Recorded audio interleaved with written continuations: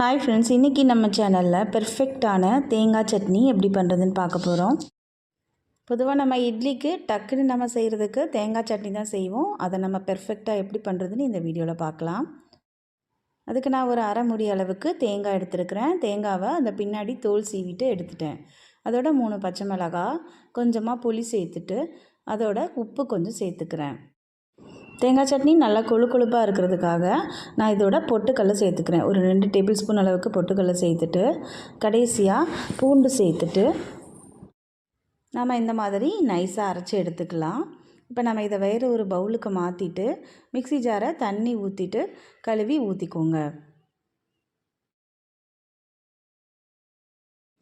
இந்த மாதிரி எடுத்து வச்சுக்கோங்க. இப்போ நம்ம சட்னிக்கு தாளிப்பு கொடுத்துடலாம். தாளிப்பு தான் ரொம்ப நல்ல வாசனையை கொடுக்கும் சட்னிக்கு. அதுக்காக நான் 2 ஸ்பூன் அளவுக்கு எண்ணெய் சேர்த்துக்கிறேன். அதில் கடுகு, உளுந்தம்பருப்பு சேர்த்துக்கிறேன். உளுந்தம்பருப்பு முழு உளுந்தம்பருப்பு இருந்ததுன்னா போட்டுக்கோங்க, கடிப்படும் போது நல்லாயிருக்கும்.